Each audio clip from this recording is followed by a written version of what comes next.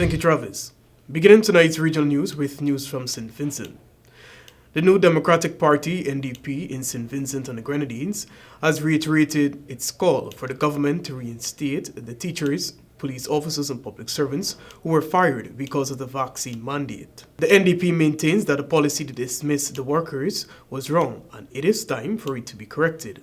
The opposition party says while the Prime Minister plays with words, the workers are suffering and are experiencing emotional stress while being unable to pay their bills, mortgages, and maintain their families. PM Dr. Ralph Gonzalez, during a radio program on Wednesday, said Cabinet was to consider the recommendations for any reemployment of healthcare workers, police workers at the port, immigration, and senior public servants as well as teachers. The NDP says it does not support vaccine mandates and believes that ethical and collaborative leadership is better and is needed in the country.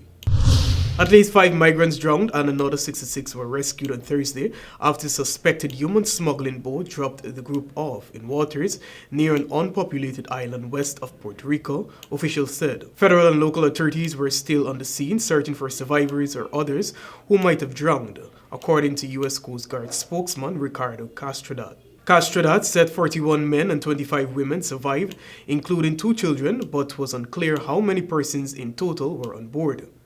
The age and nationality of those who died and rescued were not immediately known while the boat carrying the migrants fled the scene. The incident is the latest in a string of deadly trips across the northern Caribbean carrying mostly Haitian migrants fleeing their country amid a spike in gang-related killings and kidnappings. And finally, to close tonight's regional news.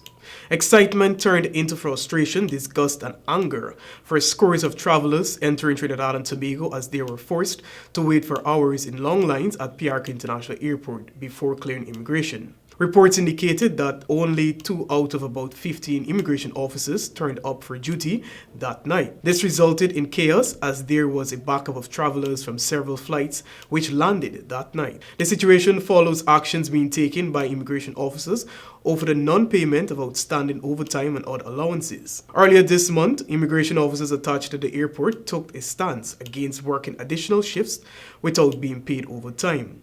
President of the Public Services Association, PSA, Leroy Baptist, explained that hundreds of positions within the immigration division remained vacant, resulting in immigration officers having to work extra hours. He said on Tuesday, the union raised the issue of outstanding overtime and allowances for immigration officers when it met with Chief Personnel Officer Dr. Daryl Dindial on wage negotiations for public officers. That has concluded Thursday's edition of the Regional News. I'm Joel Vogt. Back to you, Travis.